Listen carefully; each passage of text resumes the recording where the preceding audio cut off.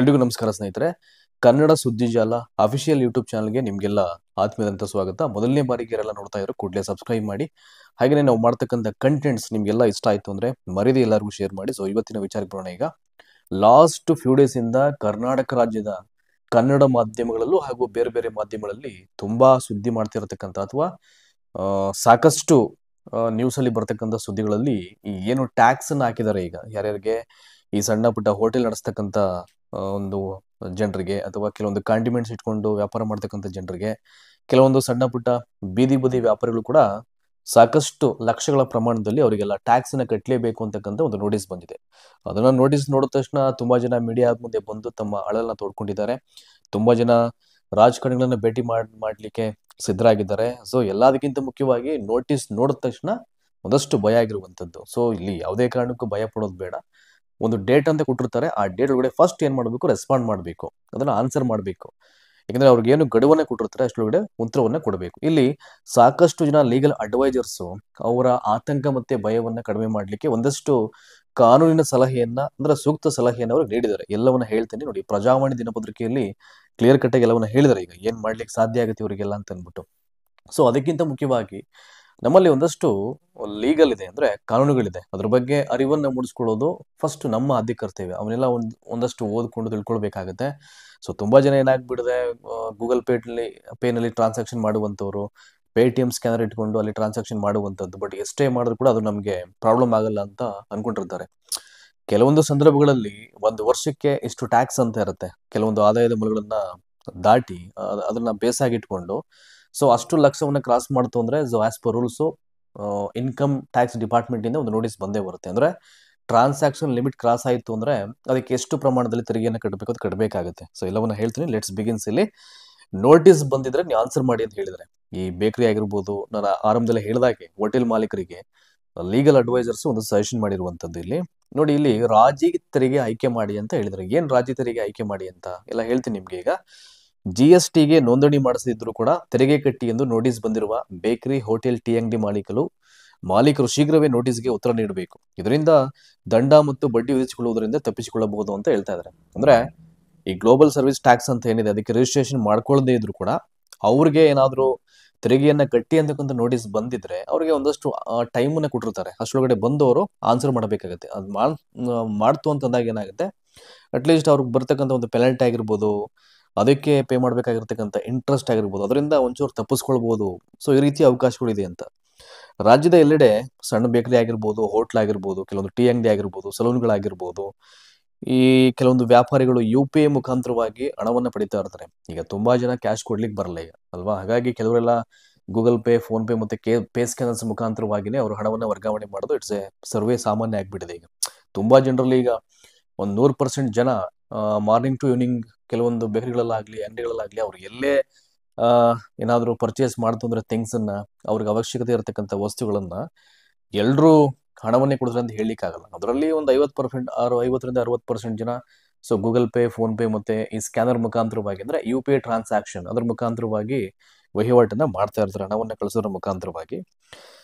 So ಇಲ್ಲಿ ಏನಾಗ್ಬಿಡಿದೆ, ಅದು ಒಂದಷ್ಟು ವಹಿವಾಟಿನ ಮಿತಿಯನ್ನ ಮೀರಿದಾಗ ಟ್ಯಾಕ್ಸ್ ಕಟ್ಟಿ ಅಂತಕ್ಕಂಥ ನೋಟಿಸ್ ಡಿಪಾರ್ಟ್ಮೆಂಟ್ ಇಂದ ಬಂದಿದೆ ಈಗ. ಸೊ ಅಂತ ಜನರಿಗೆಲ್ಲ ಈಗ ಸೊ ಅಂತ ಅವರ ಹಣಕಾಸು ವಹಿವಾಟಿನ ವಿವರಗಳನ್ನ ವಾಣಿಜ್ಯ ತೆರಿಗೆ ಇಲಾಖೆಯು ಕಲೆ ಹಾಕಿದೆ. ಸೊ ಏನು ಗೊತ್ತಿಲ್ಲ ಅಂತ ಅನ್ಕೊಳಂಗಿಲ್ಲ. ಈಗ ಒಂದು ಸೆಲ್ ನಂಬರ್ ಇಂದ ಎಲ್ಲಾ ಇನ್ಫಾರ್ಮೇಶನ್ಸ್ ಲೀಕ್ ಔಟ್ ಆಗ್ಬಿಡುತ್ತೆ. ಎಲ್ಲವನ್ನ ಪತ್ತೆ ಹಚ್ಚಬಹುದು. ಈಗ ಇಲಾಖೆಯು ಈಗಾಗಲೇ ಹೇಳಿರೋ ಪ್ರಕಾರವಾಗಿ UPI ಮೂಲಕವಾಗಿ ಸೊ ವಾರ್ಷಿಕ ಸುಮಾರು 40 ಲಕ್ಷಕ್ಕಿಂತಲೂ ಹೆಚ್ಚು ಇದ್ದವರಿಗೆ ನೋಟಿಸ್ ನೀಡಲಾಗಿದೆ ಅಂತ ವಾರ್ಷಿಕವಾಗಿ. ಸೊ ಇವ್ರು ಕೊಟ್ಟಿರೋ ಡೇಟಾ ಏನು, ತುಂಬಾ ಜನ ಹೇಳೋ ಪ್ರಕಾರವಾಗಿ 2021ರಿಂದ ಹಿಡಿದು ಅಪ್ ಟು ನಮಗೆ ಇಲ್ಲಿವರೆಗೆ ಅಷ್ಟು ವರ್ಷಗಳ ವಹಿವಾಟನ್ನ ಅವರು ಲೆಕ್ಕ ಹಾಕೊಂಡು ಸೊ ಇಷ್ಟಿಷ್ಟು ಲಕ್ಷಗಳ ಒಂದು ತೆರಿಗೆಯನ್ನ ಕಟ್ಟಿ ಅಂತ ನಮ್ಗೆ ಹೇಳಿದ್ರೆ ಅಂತ ತುಂಬಾ ಜನ ಈಗ ನೋಟಿಸ್ ಪಡ್ಕೊಂಡಿರೋರು ಮೀಡಿಯಾದ ಮುಂದೆ ಬಂದು ಅವ್ರು ಹೇಳಿದ್ದಾರೆ ಈಗ ಪಾಪ. ಸೊ ಅವರ ಒಂದು ದುಃಖ ಏನಪ್ಪಾ ಅಂತಂದ್ರೆ, ಯಾವುದೇ ಮಾಹಿತಿಯನ್ನು ಕೊಡದೆ ನಮ್ಗೆ ಈ ರೀತಿ ಮಾಡಿದಾರಲ್ಲ. ಸೊ ಅಟ್ಲೀಸ್ಟ್ ಈ QR ಕೋಡ್ಸ್ ಬಂದಾದ್ಮೇಲೆ, ಪೇಟಿಎಮ್ಸ್ ಬಂದಾದ್ಮೇಲೆ ನಮಗೆ ಒಂದು ಮಾಹಿತಿ ಕೊಡುವ, ಇದ್ರ ಮುಖಾಂತರ ಏನಾದ್ರು ಟ್ರಾನ್ಸಾಕ್ಷನ್ ಮಾಡಿದ್ರೆ ನಿಮ್ಗೆ ಮುಂದೆ ತೊಂದರೆ ಆಗ್ಬೋದು, ನೀವು GSTಗೆ ನೋಂದಣಿ ಮಾಡಿಸಿ, ಈ ಯಾವುದೇ ರೀತಿಯ ಮಾಹಿತಿಯನ್ನ ಕೊಡದೆ ಸೊ ಈಗ ನೋಟಿಸ್ ನಮ್ಗೆ ಕಳಿಸಿದ್ರೆ ನಾವು ಹೇಗೆ ಪೇ ಮಾಡ್ಲಿಕ್ಕೆ ಸಾಧ್ಯ? ನಮ್ಮ ಇಡೀ ನಾವೇನು ವ್ಯವಹಾರಕ್ಕೆ ಬಳಸ್ಕೊಂಡಿದೀವಿ ಅವೆಲ್ಲ ಥಿಂಗ್ಸ್ ಮಾಡಿದ್ರು ಕೂಡ ಅದು 10% ದುಡ್ಡಾಗಲ್ಲ ನಮ್ಗೆ. ಇಲ್ಲಿ ತುಂಬಾ ಲಕ್ಷಗಟ್ಟಲೆ ಟ್ಯಾಕ್ಸ್ ನಮ್ಗೆ ಹೇಳಿದ್ರಲ್ಲ, ನಾವು ಹೇಗೆ ಕಟ್ಲಿಕ್ಕೆ ಸಾಧ್ಯ ಅಂತಕ್ಕಂಥದ್ದು ಅವ್ರ ವಾದ. ಇಲ್ಲಿ ಪಾಪ ಅವ್ರ ಅಳಲು ಕೂಡ ಆಗಿದೆ ಇಲ್ಲಿ. ಸೊ UPI ಮೂಲಕವಾಗಿ ವಾರ್ಷಿಕ 40 ಲಕ್ಷಕ್ಕಿಂತ ಹೆಚ್ಚು ಇದ್ದವರಿಗೆ ನೋಟಿಸ್ ನೀಡಲಾಗಿದೆ ಅಂತ ಇಲ್ಲಿ. ಸೊ ನೋಟಿಸ್ ಪಡೆದವರು GST ನೋಂದಣಿ ಮಾಡಿಸಬೇಕು ಮತ್ತು GST ಕಟ್ಟದೆ ವಿಧಿ ಇಲ್ಲ ಅಂತ ತುಂಬಾ ಜನ ನಾನು ನ್ಯೂಸ್ ಚಾನೆಲ್ಸ್ ಅಲ್ಲಿ ಅಬ್ಸರ್ವ್ ಮಾಡ್ತಾ ಇದ್ದೆ. ಕೆಲವೊಂದು ಲೀಗಲ್ ಅಡ್ವೈಸರ್ಸ್ ಅವ್ರು ಕಾಲ್ ಮಾಡಿದ್ರೆ ಹೇಳ್ತಾ ಇದ್ದಾರೆ, ಸೊ GST ಇಂದ ಯಾರು ತಪ್ಪಿಸ್ಕೊಳ್ಳೋಕ್ಕಾಗಲ್ಲ as per law. So GST ಅದಕ್ಕೆ ರಿಜಿಸ್ಟ್ರೇಷನ್ ಮಾಡಲಿಲ್ಲ ಅಂದ್ರೆ ಇನ್ ಕೇಸ್ ಅದು ಏನು ಬರುತ್ತೆ ಅಮೌಂಟ್ ಅದನ್ನು ಪೇ ಮಾಡಲೇಬೇಕಾಗುತ್ತೆ. ಆದರೆ ತಾವು ನಡೆಸಿದಂಥ ವಹಿವಾಟಿನಲ್ಲಿ ಯಾವುದಕ್ಕೆ ಮಾತ್ರ GST ಅನ್ವಯವಾಗುತ್ತೆ ಎಂಬುದನ್ನ ಕಂಡುಕೊಂಡ್ರೆ ತೆರಿಗೆಯ ಪ್ರಮಾಣ ಕಡಿಮೆ ಆಗುತ್ತೆ ಅಂತ ಹೇಳ್ತಾ ಇದ್ದಾರೆ. ಅಂದ್ರೆ ಅದಕ್ಕೆ ಹೇಳುದು, ನೋಟಿಸ್ ಬಂದ ತಕ್ಷಣ ಆತಂಕ ಪಡೋದಾಗ್ಲಿ ಗಾಬರಿ ಪಡೋದಾಗ್ಲಿ ಏನು ಅವಶ್ಯಕತೆ ಇಲ್ಲ. ಈಗ ತುಂಬಾ ಜನ ಪಾಪ ನೋಟಿಸ್ ರಿಸೀವ್ ಮಾಡ್ಕೊಂಡಂತ ಜನರು ಹೇಳಿದ್ದಾರೆ ಈಗ ಅಲ್ಲಿ ಮೀಡಿಯಾದ ಮುಂದೆ. ಅಂದ್ರೆ ನೋಡಿ, ಈಗ ಜನರು ಅವರು ಈಗ ನಾವು ಬಿಸ್ಕೆಟ್ ತಗೊಳ್ತಾರೆ, ಅದಕ್ಕೆ ಒಂದು 10 ರೂಪಾಯಿ 20 ರೂಪಾಯಿ ಹಾಕ್ಬಿಟ್ರೆ ಅದನ್ನೇ ಲಾಭ ಅಂತ ಅನ್ಕೊಂಡಿರ್ಬೋದ ಡಿಪಾರ್ಟ್ಮೆಂಟ್ ಅವರು, ತೆರಿಗೆ ಇಲಾಖೆಯವರು ಅಂತ ಅವ್ರ ವಾದ. ಅದಕ್ಕೆ ಎಲ್ಲಾ ಕ್ಲಾರಿಫಿಕೇಶನ್ ಬೇಕು ಅಂದ್ರೆ ಖುದ್ದಾಗಿ ಅವ್ರಿಗೆ ಏನು ಗಡುವನ್ನ ಕೊಟ್ಟಿರ್ತಾರೆ, ಸೊ ಅಲ್ಲಿ ವಿಸಿಟ್ ಮಾಡಿ ಡಿಪಾರ್ಟ್ಮೆಂಟ್ಗೆ ಹೋಗ್ಬಿಟ್ಟು ಸೊ ಯಾವ್ಯಾವ್ದಕ್ಕೆ ಟ್ಯಾಕ್ಸ್ ಅನ್ನ ಕಟ್ಲಿಕ್ಕೆ ಸಾಧ್ಯ, ಯಾವ್ಯಾವ್ದಕ್ಕೆ ಕಟ್ಟಬಾರ್ದು ಅಂತಕ್ಕಂಥ ಮಾಹಿತಿನಾದ್ರೂ ಅವ್ರು ತಿಳ್ಕೊಳ್ಬೇಕಾಗುತ್ತೆ. ಸೊ ಅವಾಗ ಏನಾಗುತ್ತೆ, ಒಂದಷ್ಟು ಕಡಿಮೆ ಆಗ್ಬೋದು. ಸೊ ಇವೆಲ್ಲ ಇದೆ. ಹಾಗಾಗಿ ಸುಮ್ಮನೆ ನೋಟಿಸ್ ಬಂತು ಅಂತ ಇರ್ಲಿಕ್ಕೂ ಆಗಲ್ಲ ಈಗ. ಸೊ ಆಸ್ ಪರ್ ರೂಲ್ಸ್ ಅಲ್ಲಿ ಹೋಗಿ ಆನ್ಸರ್ ಮಾಡ್ಲೇಬೇಕಾಗತ್ತೆ. ಸೊ ನೋಡಿ, ಇಲ್ಲಿ ಕೊಟ್ಟಿದ್ದಾರೆ, ಅದನ್ನೇ ಕೊಟ್ಟಿದ್ದಾರೆ ಇಲ್ಲಿ. So here we go. ತೆರಿಗೆಯ ಪ್ರಮಾಣವನ್ನ ಕಡಿಮೆ ಆಗುತ್ತೆ ಅಂತ ಹೇಳ್ತಾ ಇದ್ದಾರೆ. ಸೊ ನಗರದ ರೆಸಿನಾ GST ಕನ್ಸಲ್ಟೆನ್ಸ್ ನ ಎಂ ಚಂದ್ರಶೇಖರ್ ಅಂತ. ಯಾಕಂದ್ರೆ ಈಗ ಲೀಗಲ್ ಅಡ್ವೈಸರ್ಸ್ ಅಂದ್ರೆ ಒಂದಷ್ಟು ಎಲ್ಲವೂ ಗೊತ್ತಿರುತ್ತೆ ಅವ್ರಿಗೆ ಅದು ಸಂಬಂಧಪಟ್ಟ ಹಾಗೆ. ಸೊ ವಾರ್ಷಿಕ ಸುಮಾರು 40 ಲಕ್ಷ ವಹಿವಾಟು ದಾಟದಂತ ಸರಕು ಪೂರೈಕೆದಾರರು, ವಾರ್ಷಿಕ ಸುಮಾರು 20 ಲಕ್ಷ ವಹಿವಾಟು ದಾಟದಂತ ಸೇವಾ ಪೂರೈಕೆದಾರರು. ಇಲ್ಲಿ ಸರಕು ಪೂರೈಕೆದಾರರು ಮತ್ತೆ ಸೇವಾ ಪೂರೈಕೆದಾರರು ಎರಡು ಬರುತ್ತೆ ಇಲ್ಲಿ, ಗೂಡ್ಸ್ ಅಂಡ್ ಸರ್ವಿಸಸ್ ಅಂತ ಅಂದ್ಬಿಟ್ಟು. ಅವರಿಗೆ different kind of transaction limit ಇರುತ್ತೆ. ಅದು ಕ್ರಾಸ್ ಆಯ್ತು ಅಂದ್ರೆ GST ಪೇ ಮಾಡಬೇಕಾಗುತ್ತೆ ಅವರು. ಸೊ GSTಗೆ ನೋಂದಣಿ ಮಾಡಿಸುವುದು ಕಡ್ಡಾಯ ಅಂತ. ನೋಡಿ ಇಲ್ಲಿ ಯಾರ್ಯಾರಿಗೆ, ಇಲ್ಲಿ ಒಂದು ಸರಕು ಪೂರೈಕೆದಾರರು 40 lakhs ವಹಿವಾಟನ್ನ ಮಾಡಿದ್ರೆ ಸೊ ವಾರ್ಷಿಕವಾಗಿ, ಇನ್ನು ಅವರು GST ನೋಂದಣಿ ಮಾಡಿಸಬೇಕು. ಇನ್ನು ಈ ಸೇವಾ ಪೂರೈಕೆದಾರರು ಒಂದು ವರ್ಷಕ್ಕೆ ಸುಮಾರು 20 lakhs ಆಫ್ ಟ್ರಾನ್ಸಾಕ್ಷನ್ ಮಾಡಿದ್ರೆ ಅವರು ಕೂಡ GSTಗೆ ಒಂದು ನೋಂದಣಿಯನ್ನ ಮಾಡಿಸಬೇಕು ಅಂತ ಹೇಳಿದ್ದಾರೆ. ಹೀಗಾಗಿ ಅಷ್ಟು ಮೊತ್ತದ ವಹಿವಾಟು ನಡೆಸುತ್ತಿರುವವರು ಶೀಘ್ರವೇ GST ನೋಂದಣಿ ಮಾಡಿಸಿ ಎಂಬುದು ಅವರ ಸಲಹೆ ಅಂತ. ನೀವು ಯಾಕೆ ಇನ್ನೂ ಬಿಟ್ಟಿದ್ದೀರಾ ಅದನ್ನ? ನಿಮ್ಮ ಟ್ರಾನ್ಸಾಕ್ಷನ್ ನಿಮಗೆ ಗೊತ್ತಿರುತ್ತೆ ಹೇಗೆಲ್ಲ ನಡೀತಿದೆ ನಮ್ದು ವ್ಯವಹಾರ ಅಂತಕ್ಕಂಥದ್ದು.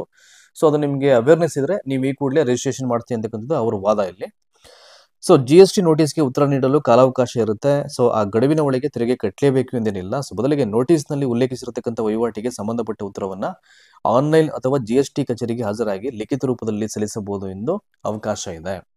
ಪಾಪ ಈಗ ಹೊಸದಾಗಿ ನೋಟಿಸ್ ತಗೊಂಡ್ರು ಏನು ಎತ್ತ ಅದ್ರ ಬಗ್ಗೆ ಅರಿವಿಲ್ಲದೆ ಇರತಕ್ಕಂಥ ವ್ಯಕ್ತಿಗಳು ಸೊ ಆನ್ಲೈನ್ ಆನ್ಸರ್ ಮಾಡೋದು, ಅದು ನನ್ನ ಪ್ರಕಾರವಾಗಿ ಆಫ್ಲೈನ್ ಮೋಡಲ್ಲೇ ಸೊ ಏನಾಗಿದೆ, ಯಾವ್ದು ಕಟ್ಟಬೇಕು, ಹೀಗೆಲ್ಲ ಟ್ರಾನ್ಸಾಕ್ಷನ್ ಆಗಿದೆ, ಸೊ ಯಾವ್ದು ಡಿಡಕ್ಷನ್ಸ್ ಆಗುತ್ತೆ, ನಮಗೆ ಯಾವ್ದು ಕಡಿಮೆ ಆಗುತ್ತೆ, ಇವೆಲ್ಲದರ ಕ್ಲಾರಿಫಿಕೇಶನ್ ಬೇಕು ಅಂದ್ರೆ ಅವರು ಕಚೇರಿಗೆ ವಿಸಿಟ್ ಮಾಡಿ ಉತ್ತರವನ್ನು ಪಡ್ಕೊಳ್ಳೋದು better according to me. So ಹಾಗೆ ಮಾಡಬೇಕು. ಅಂದ್ರೆ ಸುಮ್ಮನೆ ಇದ್ರಾಗಲ್ಲ, ಒಂದಷ್ಟು ವಿಷಯಗಳು ನಿಮ್ಗೆ ಗೊತ್ತಾಗುತ್ತೆ ಅವ್ರಿಗೆ ಎಷ್ಟೆಷ್ಟು ಕಡಿಮೆ ಆಗುತ್ತೆ ಅಂತ ಹೇಳಿ. ನೋಡಿ, ನಾನು ಆರಂಭದಲ್ಲೇ ಹೇಳಿದೆ, ಸೊ ರಾಜಿ ತೆರಿಗೆಯನ್ನ ಆಯ್ಕೆ ಮಾಡ್ಕೊಳ್ಳಿ ಅಂತ. ಏನ್ ರಾಜಿ ತೆರಿಗೆ ಇದು? ವಾರ್ಷಿಕ ಸುಮಾರು 40 ಲಕ್ಷಕ್ಕಿಂತ ಹೆಚ್ಚು ವಹಿವಾಟನ್ನ ಯಾರು ನಡೆಸ್ತಾ ಇದ್ದಾರೆ, ಸೊ ವರ್ತಕರು GSTಗೆ ನೋಂದಣಿ ಮಾಡದೇ ಇದ್ದಾರೆ ಅಂತವ್ರು ನೋಂದಣಿ ಮಾಡಿಸ್ಕೊಳ್ಳೇಬೇಕು. ಅವರಿಗೆ ನೋಟಿಸ್ ನೀಡತಕ್ಕಂಥ ಅಧಿಕಾರ ಸೊ GST ಅಧಿಕಾರಿಗಳಿಗೆ ಇದೆ. ಅದು 100% ಆಸ್ ಪರ್ ರೂಲ್ಸ್ ಅವ್ರಿಗೆ ರೈಟ್ಸ್ ಇದೆ, ನೋಟಿಸ್ ಕೊಟ್ಟೇ ಕೊಡ್ತಾರೆ. ಅಂತಹ ವರ್ತಕರು ನೋಟಿಸ್ಗೆ ಉತ್ತರ ನೀಡಬೇಕು. ರಾಜಿ ತೆರಿಗೆ ಅಡಿಯಲ್ಲಿ GST ಪಾವತಿಸುವ ಮೂಲಕ ಕಾನೂನು ಕ್ರಮಗಳನ್ನು ತಪ್ಪಿಸಬಹುದು ಅಂತ ಅದೊಂದು ಆಪ್ಷನ್ಸ್ ಬರುತ್ತೆ ಅಲ್ಲಿ ರಾಜಿ ತೆರಿಗೆ ಆಯ್ಕೆ ಮಾಡಿ. ಅದಕ್ಕೆ ಹೇಳಿದ್ ನಾನು, ಇದೆಲ್ಲದರ ಮಾಹಿತಿ ಬೇಕು ಅಂತಂದ್ರೆ ಅಲ್ಲಿ ವಿಸಿಟ್ ಮಾಡಬೇಕು, ಎಲ್ಲ ಕ್ಲಿಯರ್ ಕಟ್ ಆಗಿ ಹೇಳ್ತಾರೆ.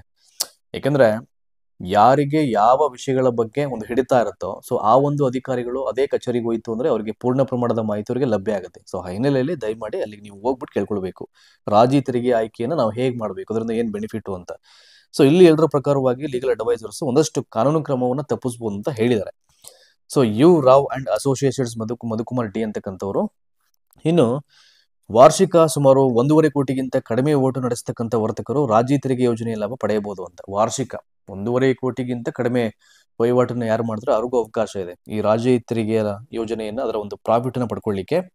ಅವ್ರು ನಡೆಸ್ತಕ್ಕಂಥ ವಾರ್ಷಿಕ ವಹಿವಾಟಿನ 1% ಮಾತ್ರ GST ಪಾವತಿಸಬಹುದು. ಅವ್ರು ಏನು ಟ್ರಾನ್ಸಾಕ್ಷನ್ ಮಾಡಿದ್ರೆ ಇಡೀ ವರ್ಷದಲ್ಲಿ ಅದರಲ್ಲಿ 1% ಮಾತ್ರ GSTಯನ್ನ ಪೇ ಮಾಡಬಹುದು ಅಂತ ಅವ್ರಿಗೆ ಅವಕಾಶ ಇದೆ ಅಂತ. ಇನ್ನು ರಾಜಿ ತೆರಿಗೆ ಆಯ್ಕೆ ಮಾಡಿಕೊಂಡ್ರೆ ಅಂತಹವರು ಇನ್ಪುಟ್ ಟ್ಯಾಕ್ಸ್ ಕ್ರೆಡಿಟ್ ಪಡೆಯಲು ಸಾಧ್ಯವಿಲ್ಲ ಅಂತ. ಇನ್ಪುಟ್ ಟ್ಯಾಕ್ಸ್ ಕ್ರೆಡಿಟ್ ಪಡೆಯಲಿಕ್ಕೆ ಅವಕಾಶ ಇಲ್ಲ ಅಂತ ಹೇಳಿದ್ದಾರೆ. ಆದರೆ ಒಟ್ಟಾರೆ ತೆರಿಗೆ ಪ್ರಮಾಣ ಕಡಿಮೆ ಇರುತ್ತೆ ಅಂತ. ಸೊ ಒಟ್ಟಾರೆಯಾಗಿ ಏನ್ ತೆರಿಗೆ ಕಟ್ಟಬೇಕು ಅದರಲ್ಲಿ ಒಂದಷ್ಟು ಪರ್ಸೆಂಟ್ ಏನಾಗುತ್ತೆ ಅದಕ್ಕೆ ಒಟ್ಟಾರೆಯಾಗಿ ಕಡಿಮೆ ಇರುತ್ತೆ ಅವರಿಗೆ. ಸೊ ರಾಜಿ ತೆರಿಗೆಯನ್ನು ಆಯ್ಕೆ ಮಾಡ್ಕೊಳ್ಳದೇ ಇದ್ರೆ ಇನ್ ಕೇಸ್ ತಾವು ಮಾರಾಟ ಮಾಡಿದಂಥ ಸರಕು ಸೇವೆಗಳ ಮೇಲೆ ಅನ್ವಯವಾಗ್ತಕ್ಕಂಥ GSTಯನ್ನ ಅವರು ಪೂರ್ಣ ಪ್ರಮಾಣದಲ್ಲಿ ಕಟ್ಟಲೇಬೇಕಾಗತ್ತೆ ಅಂತಕ್ಕಂಥದ್ದು ಸೊ ಅವ್ರಿಗೆ ಕೊಟ್ಟಿರ್ತಕ್ಕಂಥ ಒಂದು ಎಚ್ಚರಿಕೆ. ಇನ್ ಕೇಸ್ ಏನಾದ್ರು ಈ ರಾಜಿ ತೆರಿಗೆ ಆಯ್ಕೆಯನ್ನ ಅವ್ರು ಆಯ್ಕೆ ಮಾಡ್ಕೊಳ್ಳದೇ ಇದ್ರೆ. ಇದಿಷ್ಟು ಮಾಹಿತಿ. ನೋಡಿ ಇಲ್ಲಿ ಮುಖ್ಯಾಂಶಗಳು ಅಂತ ಒಂದಿದೆ. ಇಲ್ಲಿ ಗಡುವಿನೊಳಗೆ ಉತ್ತರ ನೀಡಿ ದಂಡ ತಪ್ಪಿಸ್ಕೊಳ್ಳಿ ಅಂತ ಹೇಳಿದರೆ ದಾಖಲೆಯನ್ನು ಸಲ್ಲಿಸಿ ತೆರಿಗೆ ವಿನಾಯಿತಿಯನ್ನು ಪಡ್ಕೊಳ್ಳಿ ಅಂತ ಹೇಳಿದ್ದಾರೆ. ಸಂಬಂಧಪಟ್ಟಂತ ಕೆಲವೊಂದು ಅಥೆಂಟಿಕ್ ಡಾಕ್ಯುಮೆಂಟ್ಸ್ ಇದ್ರೆ ಸೊ ಅದನ್ನ ಅಲ್ಲಿ ಸಬ್ಮಿಟ್ ಮಾಡ್ಬೋದು ಕಚೇರಿಗೆ ಹೋಗ್ಬಿಟ್ಟು. ಇದಿಷ್ಟು. ಇನ್ನು ಇದರಿಂದ ಆಚೆಗೆ ಒಂದಷ್ಟು ಹೇಳಬೇಕು ಅಂತಂದ್ರೆ ಸಾಕಷ್ಟು ಜನ ಈಗಾಗಲೇ ಹೇಳಿದರೆ ನಾವು ಸಿಎಂ ಮನೆ ಮುಂದೆ ಏನಾದ್ರು ಮಾಡ್ಕೋಬೇಕಾಗತ್ತೆ ಹೀಗೆಲ್ಲ ಆದ್ರೆ. ಸೊ ಈ ರೀತಿಯಾದಂಥ ಕೆಲವೊಂದಷ್ಟು ಮಾತುಗಳನ್ನ ಅವ್ರು ಹೇಳಿದ್ದಾರೆ. ಕೆಲವರು DCM ಮನೆ ಹತ್ರ ಹೋಗ್ಬೇಕಾಗತ್ತೆ, ಇದಕ್ಕೆ ಸರ್ಕಾರನೇ ಮಧ್ಯೆ ಪ್ರವೇಶ ಮಾಡಿ ನಮ್ಗೆ ಏನಾದರೂ ಫೇವರ್ ಆಗಿ ಮಾಡಬೇಕು, ಎಲ್ಲಿ ಕಟ್ಲಿಕ್ಕಾಗತ್ತೆ, ಅವ್ರು ಕೊಟ್ಟಿರ್ತಕ್ಕಂಥ ಟ್ಯಾಕ್ಸ್ ಅಮೌಂಟ್ನ ನೋಡ್ಬಿಟ್ರೆ ನಮ್ಮದಿರ್ತಕ್ಕಂಥ ಅಸೆಟ್ಟನ್ನು ಮಾಡಿದ್ರು ಅಷ್ಟು ನಮಗೆ ದುಡ್ಡು ಬರಲ್ಲ, ಅಷ್ಟು ದೊಡ್ಡ ಪ್ರಮಾಣದಲ್ಲಿ ಟ್ಯಾಕ್ಸನ್ನು ಪೇ ಮಾಡಿ ಅಂತ ಹೇಳ್ತಾರೆ. ಎಲ್ಲಿಂದ ಕಟ್ಲಿಕ್ಕಾಗತ್ತೆ, ಎಲ್ಲೋಗೋಣ ನಾವು? ಇವೆಲ್ಲ ತುಂಬಾ ಜನ ಪಾಪ ಬೇರೆ ಬೇರೆ ರೀತಿಯಲ್ಲೂ ಮಾತಾಡೋದನ್ನೆಲ್ಲ ನನಗೆ ಹೇಳಲಿಕ್ಕೂ ಬೇಜಾರು. ಹಾಗಾಗಿ ಸೊ ಒಂದು ಏನಾದರೂ ಸರ್ಕಾರಗಳು ಮಧ್ಯೆ ಪ್ರವೇಶ ಮಾಡಬೇಕಾಗತ್ತೆ. ಸೊ ಮತ್ತೊಂದು ಅದಿಲ್ಲ ಅಂದ್ರೆ ಇನ್ ಕೇಸ್ ನೋಟಿಸ್ ಏನು ಕೊಟ್ಟಿದ್ದಾರೆ, ಒಂದು ಟೈಮ್ ಬೌಂಡಿಂಗ್ ಅಂತ ಏನಿದೆ ಅವರಿಗೆ, ಅಷ್ಟೊಳಗಡೆ ಹೋಗ್ಬಿಟ್ಟು ಅವ್ರು ಆನ್ಸರ್ ಮಾಡಬೇಕು. ನಾನು ಅವಾಗಲೇ ಹೇಳಿದಾಗೆ ಸಾಕಷ್ಟು ಆಪ್ಷನ್ಸ್ ಇರುತ್ತೆ. ಅವ್ರು ಮಾಡಿರ್ತಕ್ಕಂಥ ಜೆನ್ಯೂನ್ ಟ್ರಾನ್ಸಾಕ್ಷನ್ಗೆ ಒಂದಷ್ಟು ಟ್ಯಾಕ್ಸನ್ನು ಪೇ ಮಾಡಬೇಕಾಗತ್ತೆ, ಒಂದಷ್ಟನ್ನು ತಪ್ಪಿಸ್ಕೊಳ್ಬೋದು. ಸೊ ರಾಜ್ಯ ತೆರಿಗೆ ಆಯ್ಕೆಯ ಮುಖಾಂತರವಾಗಿ ಅವರಿಗೆ ಕೆಲವೊಂದಷ್ಟು ಅವಕಾಶಗಳಿದೆ ತಮ್ಮ ತೆರಿಗೆಯನ್ನು ಕಟ್ಟೋದನ್ನು ಕಡಿಮೆ ಮಾಡಲಿಕ್ಕೆ. ಇವೆಲ್ಲ ವಿಷಯಗಳಿದೆ. ಇವೆಲ್ಲವನ್ನ ನಿಮಗೆ ಹೇಳಬೇಕಿತ್ತು, ಒಂದಷ್ಟು ಮಾಹಿತಿ ಹೋಗಲಿ ಅಂತ. ಸೊ ಅಂಥವ್ರಿಗೆ ಮತ್ತೆ ಬೇರೆಯವರು ಕೂಡ ಒಂದಷ್ಟು ಇನ್ಫಾರ್ಮೇಷನ್ಸ್ ಅವೇರ್ ಆಗಲಿ ಅಂತಕ್ಕಂಥ ದೃಷ್ಟಿಕೋನ ಇಟ್ಕೊಂಡು ನಮ್ಮ ಈ ಕನ್ನಡ ಸುದ್ದಿ ಜಾಲ ವಾಹಿನಿಯಿಂದ ನಿಮಗೆ ಇದನ್ನು ನಾನು ಹೇಳಿದ್ದು. ಸೊ ಈ ಕಂಟೆಂಟ್ ನಿಮ್ಗೆ ಇಷ್ಟ ಆದರೆ ಸೊ ದಯಮಾಡಿ ಎಲ್ಲರಿಗೂ ಶೇರ್ ಮಾಡಿ. Thank you so much for watching this video.